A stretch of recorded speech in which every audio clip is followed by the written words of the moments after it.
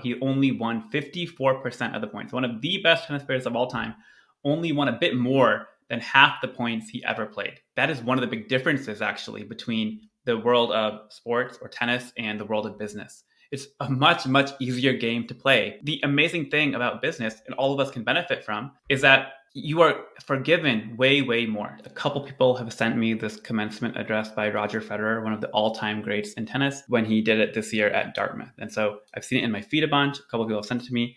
I thought I would finally sit down, take the time to watch it, and give some reflection on how might it apply to people who are entering tech or software engineers. I graduated tennis. I know the word is retire. Roger Federer retired from tennis.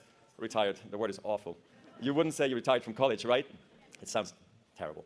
Like you, I finished one big thing, and I'm moving on to the next. Like you, I'm figuring out what that is. Graduates, I feel your pain. I know what it's like when people keep asking what your plan is for the rest of your life. They ask me, now that you are not a professional tennis player, what do you do? I don't know, and it's okay not to know.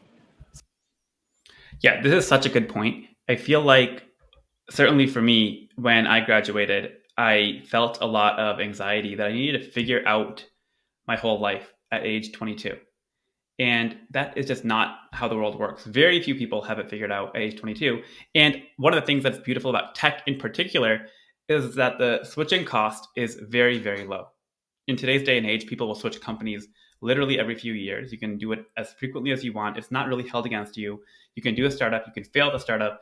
No one will think twice. It's a beautiful time to be in tech and hop around and find the company or the people you want to work with.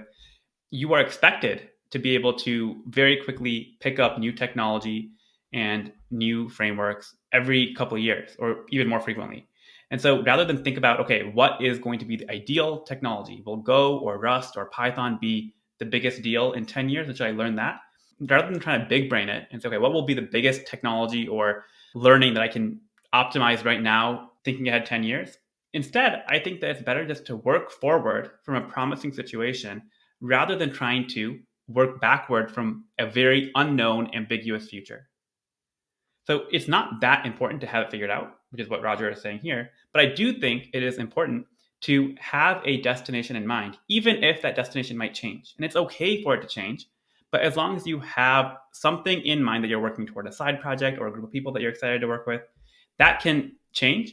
But make sure you commit to something and work hard at it. So what do I do with my time? I'm a dad first, so I guess I drive my kids to school.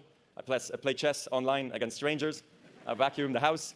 No, in truth, I'm loving the life of a tennis graduate. I graduated tennis in 2022, and you are graduating college in 2024. So I have a head start in answering the questions of what's next. Today, I want to share a few lessons I've relied on through this transition. Let's call them tennis lessons.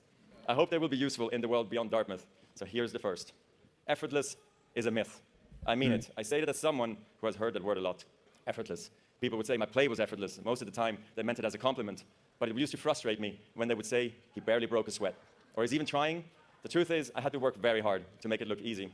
I spent years whining, throwing my rackets before I learned to keep my cool. They wake up. I can relate to this because I'm nowhere near Roger Federer. Like, there's no comparison. It's laughable even to compare myself. But I am a tennis player. I grew up playing tennis. And growing up, we actually couldn't afford the private lessons in Michigan. It was cold in the winter. You had to have indoor court. And so really the only time I played was with my family or my friends when the weather got good enough, in like a few months during the summer when I had time and the weather was good.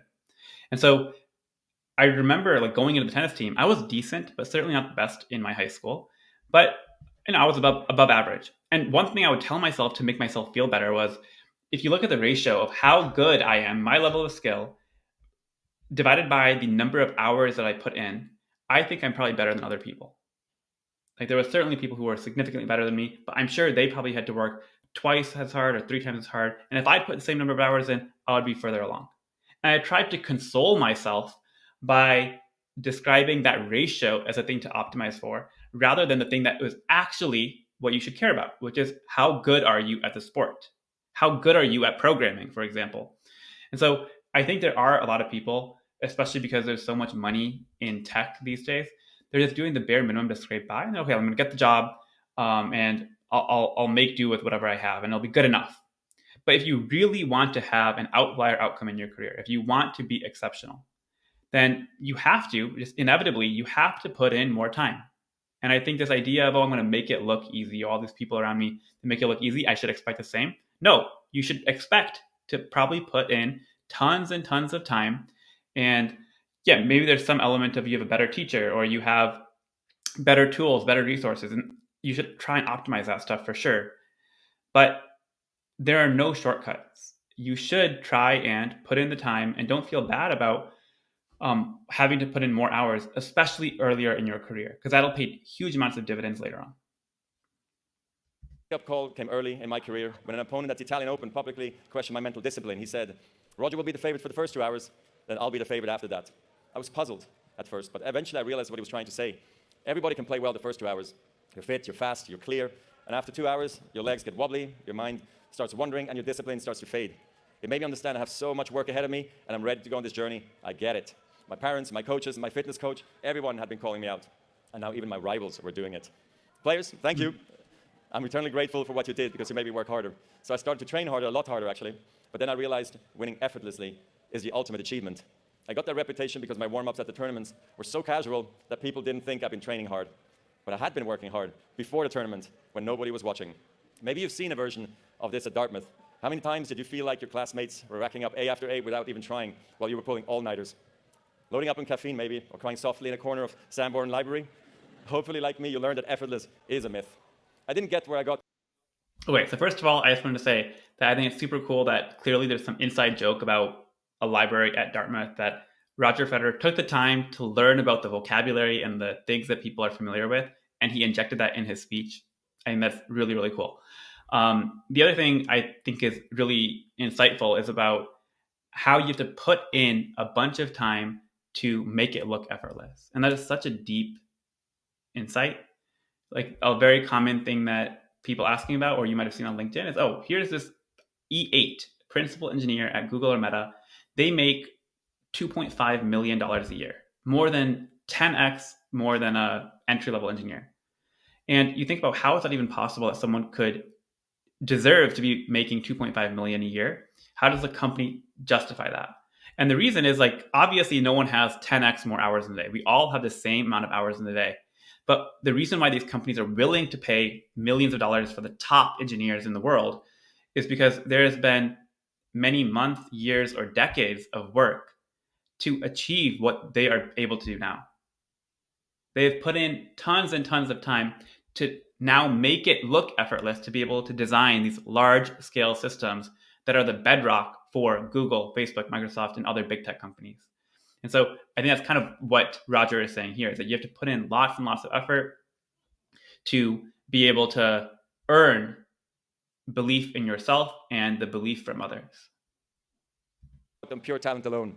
I got there by trying to outwork my opponents. I believed in myself, but belief in yourself has to be earned. There was a moment in 2003 when my self-belief really kicked in. I was at the ATP finals where only the best 8 players qualify, and I beat some of the top players I really, really admired by aiming right at their strength. Before, I would run away from their strength. If a guy had a strong forehand, I would try to hit his backhand. But now, I would try to go after his forehand. I tried to beat the baseliners from the baseline. I tried to beat the attackers by attacking. I tried to beat the net rushers from the net. I took a chance by doing that. So why did I do it? To amplify my game and expand my options. You need a whole arsenal of strength. So if one of them breaks down, you've got something left. When your game is clicking like that, winning is easy, relatively. Then there are days when you just feel broken. Your back hurts, your knee hurts, I had that a lot. Maybe you're a little sick or scared, but you still find a way to win. And those are the victories we can be most proud of. Because they prove that you can win not just when you're at your best, but especially when you aren't. Yes, talent matters. I'm not going to stand here and tell you it doesn't. But talent has a broad definition. Most of the time, it's not about having a gift. It's about having grit. In tennis, a great forehand with sick racket head speed can be called a talent. But in tennis, like in life, discipline is also a talent. And so is patience. Trusting yourself is a talent. Embracing the process, loving the process is a talent. Managing your life, managing yourself, these can be talents too. Some people are born with them. Everybody has to work at them. From this day forward, some people are going to assume that because you graduated from Dartmouth, it all is going to come easy for you. And you know what? Let them believe that, as long as you don't. Okay. There's a second lesson here, a second takeaway for me, which is that, okay, Roger Federer talks about how when he was facing an opponent who was really good, instead of running away from their strength, he would attack it. So he became a much more versatile player. And I think it's a really good analogy to software engineers as well. I think that if you identify yourself as, hey, I am a Ruby on Rails programmer. That's all I do. I'm really good at that. But if you tell me to do like a Bash script or Python or front end, back end, whatever, and it's some different technology, they throw their hands up and say, I'm not going to do that. And I think that this idea of versatility, feeling like you could, if needed, you could dive in and attack the problem, learn how to do something, that is a trait of a really strong programmer. Kind of like what he's saying for tennis. Okay, second lesson. It's only a point. Let me explain. You can work harder than you thought possible and still lose. I have many times. Tennis is brutal. There's no getting around the fact that every tournament ends the same way. One player gets a trophy, every other player gets back on the plane, stares out the window, and thinks, how the hell did I miss that shot? Imagine if today only one of you got a degree. Congratulations, this year's graduate. Let's give her a hand. The rest of you, the other 1,000 of you, better luck next time. So, I tried not to lose, but I did lose, sometimes big. For me, one of the biggest was the finals at Wimbledon in 2008, me versus Nadal. Some call it the greatest match of all time. Okay, all respect to Rafa, but I think it would have been way, way better if I had won. I think epic match. 5 sets, 2 of the best players in the world. Roger Federer had won many Wimbledons at this point, and Nadal ended up squeezing it out in the 5th set. Such a huge part of tennis history. Losing at Wimbledon was a big deal because winning Wimbledon is everything. Obviously, except winning that Dartmouth Masters Pong title sophomore summer it is. I mean, I've gotten to play in some amazing venues around the world. But when you have the chance to walk onto center court at Wimbledon, the cathedral of tennis, and when you finish as the champion, you feel the magnitude of the moment, and there's nothing like it.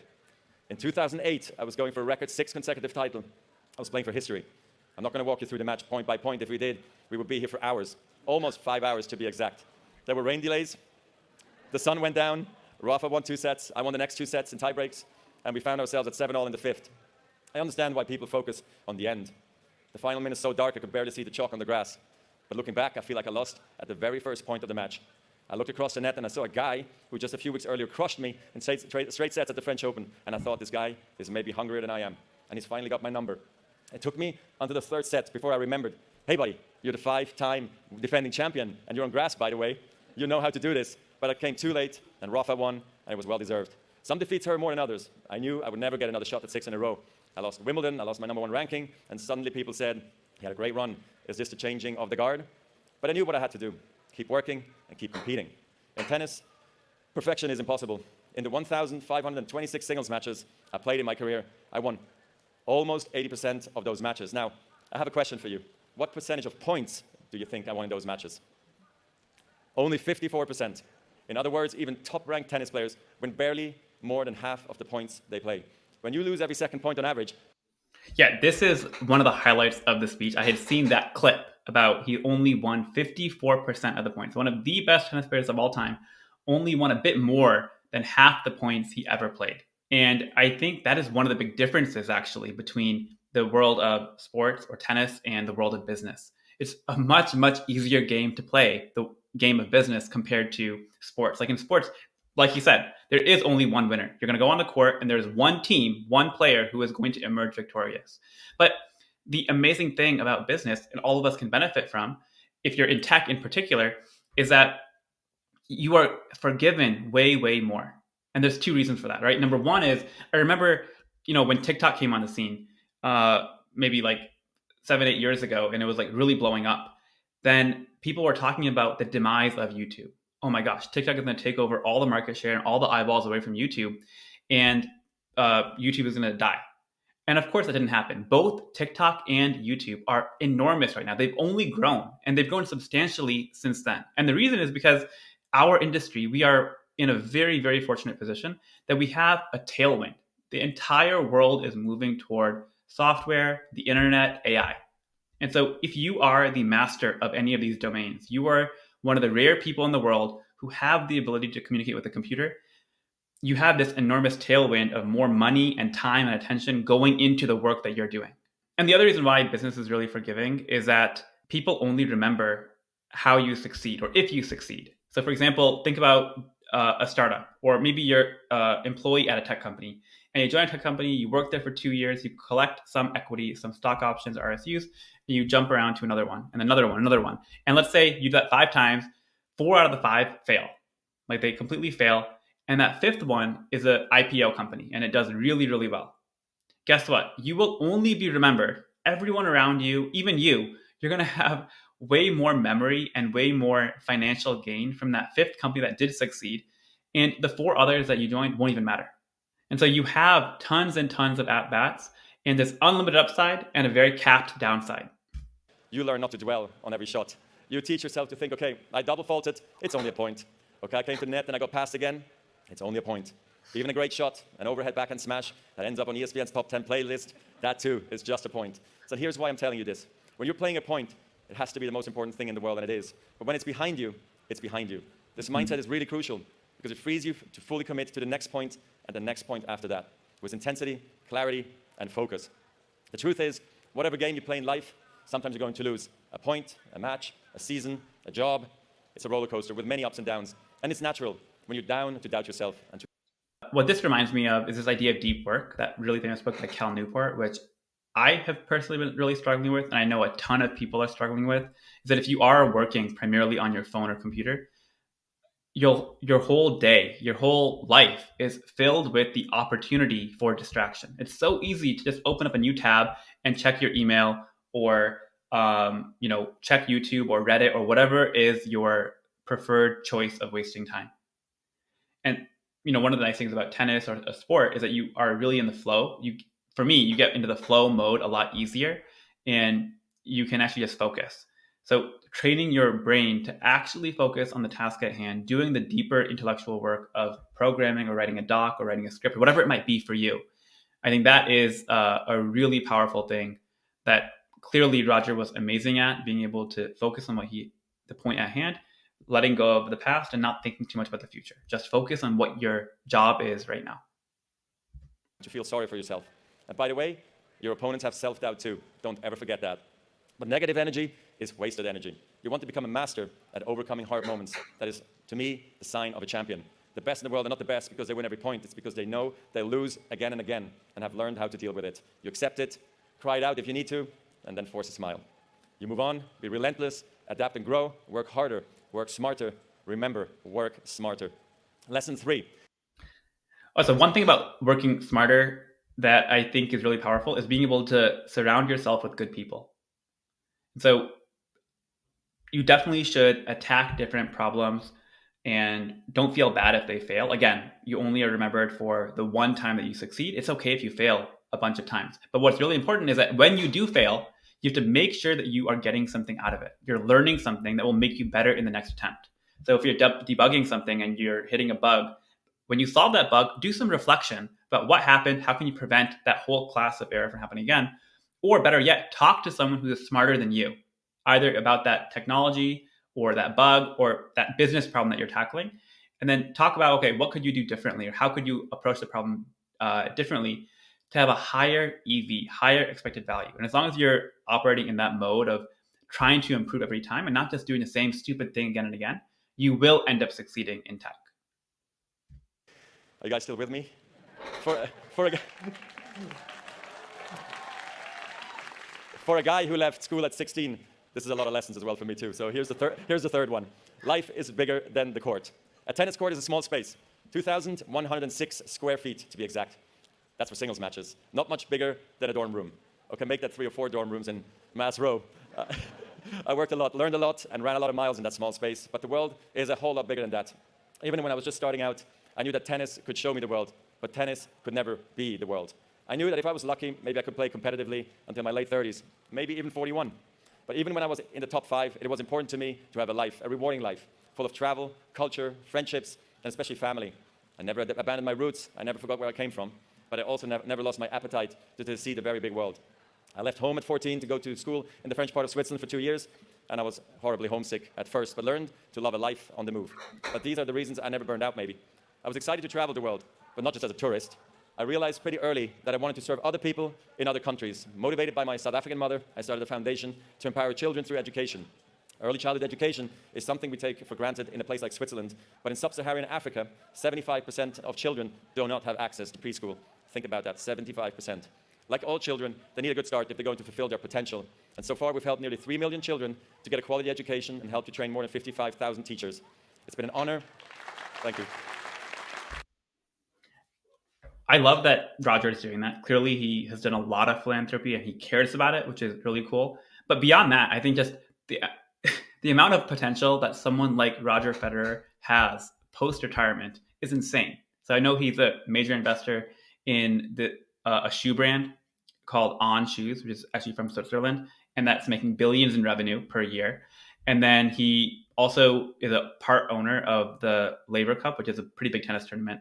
And for someone like him, who has so much credibility, so much fame, and so much wealth, frankly, is mind-boggling what kind of thing he could do on the world. It'd probably be overwhelming just to figure, okay, how do I stack rank and think about where should I best spend my time? Because he could do literally millions of things. The other thing that I think is really interesting is that a unique thing about athletics, professional athletics, is that there is an EOL, an end of life. You really won't be able to compete at the highest levels beyond maybe 35 or 40. And so there's a very explicit end of your career in which now Roger is like tackling what to do with the next 20, 30, 40 years of his career. And it's not quite so stark in the world of programming, but that does happen to some extent where usually people have a hard time keeping up with all the technology, language, framework shifts that happen year over year.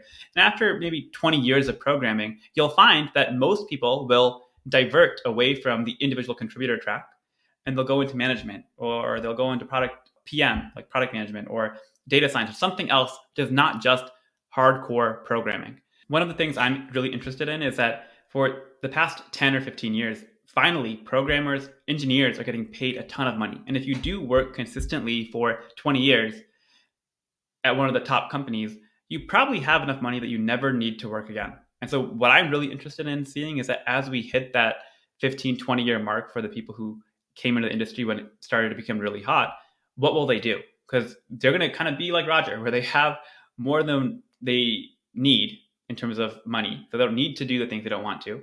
Will they continue being a programmer? Will they stay in the tech industry, or will they just do something totally different altogether? But it's worth thinking about that. Like, what do you actually want to do? Don't just live your life on autopilot, but figure out what do you want to do when you hit a certain net worth number or when you achieve a certain milestone. What is next for your career? That is a really important question. It's also inspiring to see what they grow up to be. Some have become nurses, teachers, computer programmers. It's been an exciting journey, and I feel like we're only at the beginning with so much to learn. As a student at Dartmouth, you picked a major and went deep, but you also went wide. Engineers learned art history, athletes even sang a cappella, and computer scientists learned to speak German. Dartmouth's legendary football coach Buddy Stevens used to recruit players by telling their parents, your son will be a great football player when it's football time, and a great student when it's academic time, and a great person all the time. That is what a Dartmouth education is all about.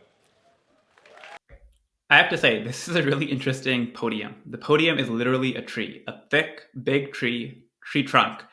I'm wondering why it is that. There might be some special Dartmouth tradition or meaning behind this, but just feels kind of odd. And I wonder how they mic'd it up. A family is a team. I feel so very lucky that my incredible wife Mirka, who makes every joy in my life even brighter, and our 4 amazing children, Myla, Charlene, Leo, and Lenny, are here with me today.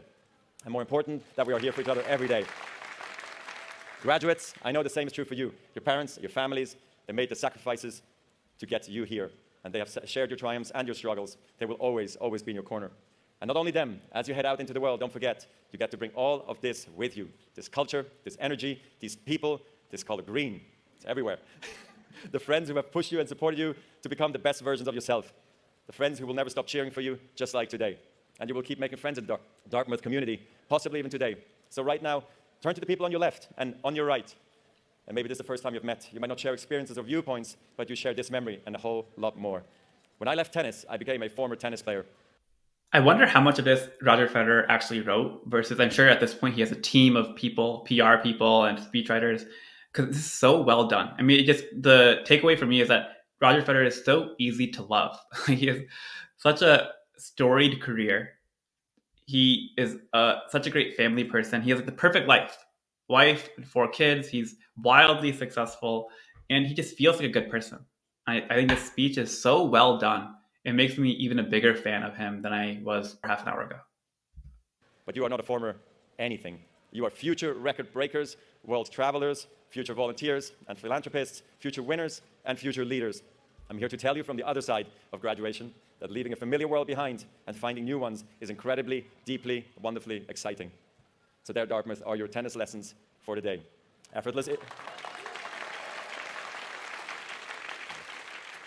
Effortless is a myth, as we heard. It's only a point. Life is bigger than the court. Wait, I got one more lesson. President Bylock, can I have my racket real quick? Thank you. Okay, so for the forehand, for those who play tennis, you'll want to use an Eastern grip, okay? You keep your knuckles apart, just a little bit. Obviously, you don't want to squeeze the grip too hard. Switching from forehand to backhand should be easy. Also remember, it all starts with the footwork. And to take back is important, and the same as a follow through. No, this is not a metaphor. It's just good technique. Dartmouth. Such a good speech. I feel like every part of it is like equal parts tactical and inspiring and heartwarming. So I am really curious, like, did he come up with it or was it someone else?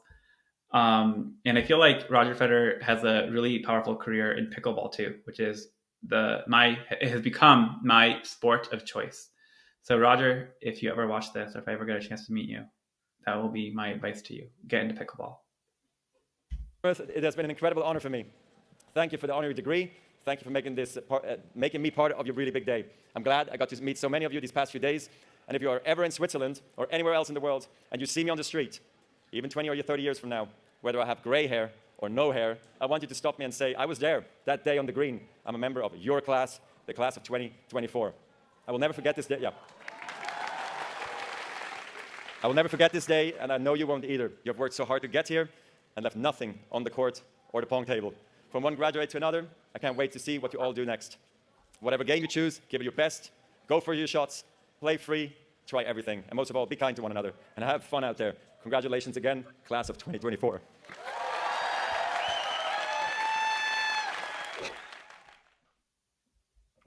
Wow, I am very impressed. I feel like so many good lessons. I'm even a bigger fan of Roger Federer. I didn't know that was possible. I'm really sad to not see him play anymore. You know, he's doing really well, and I think that this is probably one of my favorite commencement speeches of all time. So let me know, what did you think was the most powerful part of his speech? Let me know in the comments. And then if you like these reaction videos, it is really new for me. I have never done this before. Tell me what other videos or content I should react to, and I'll see you in the next one.